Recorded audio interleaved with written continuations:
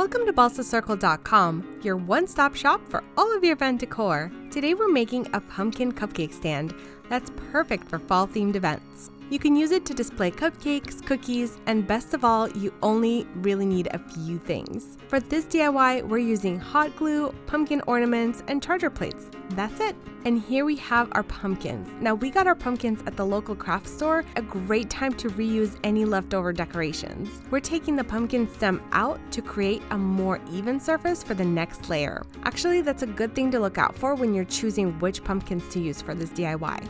Make sure that you can separate the pumpkin from the stem and that it has an even surface. For this next step, we're adding hot glue to the top of the pumpkin. Because this design is more whimsical, you don't have to be exact, but try to place it in the middle of the plate. The other option is to make a little mark with maybe a Sharpie before you place the pumpkin, but it's not necessary because you have time before the hot glue sets in to adjust the placement. We're repeating the last step for the next tier, adding hot glue to the bottom of the pumpkin, placing it on the charger plate, adjusting it, and waiting for the glue to dry before adding hot glue to the top of the pumpkin and placing a charger plate on top.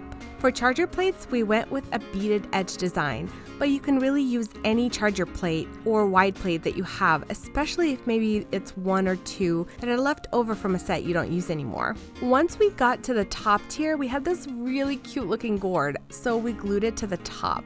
This part is optional, but it just looked a bit empty at the top without it, so it's up to you. You can also use another pumpkin here and just leave the stem in. The last step is to add your goodies. So here are cupcakes. We're big fans of red velvet, plus they match the colors perfectly here. Let us know what dessert you would use or your favorite cupcake flavor in the comments.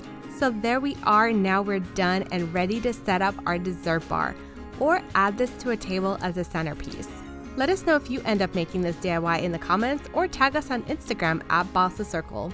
If you enjoyed this video, make sure that you like it, share it with a friend, and subscribe for all of your creative decor and event ideas. Until next time, stay creative.